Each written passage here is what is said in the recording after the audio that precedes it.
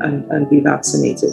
So the conditions which would be fine with the AstraZeneca vaccine would be if a person has had clots in the typical sites. So typical sites being if it's in leg veins or the lung, it would not be advisable, or it certainly would have to be looked into in more detail if it was in atypical sites, like for example within the spleen or within the liver.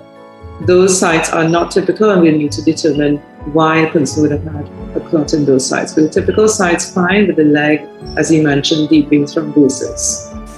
If you have had a clotting tendency picked up, but it's not related to an immune cause, so you have not got a problem with your antibodies, which would be affecting your clotting system.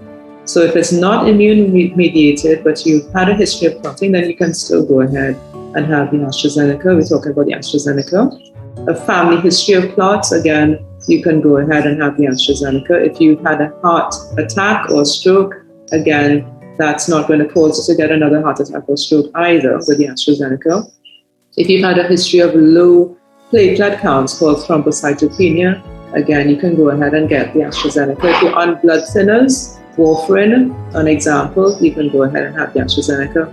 And even if you've had a condition where you have a hereditary deficiency in some of the clotting proteins like protein C or protein S or factor V Leiden, those are hereditary deficiencies in those proteins. It's not the same type of clotting disorder that has been seen rarely with the AstraZeneca, and you actually can go ahead and be vaccinated.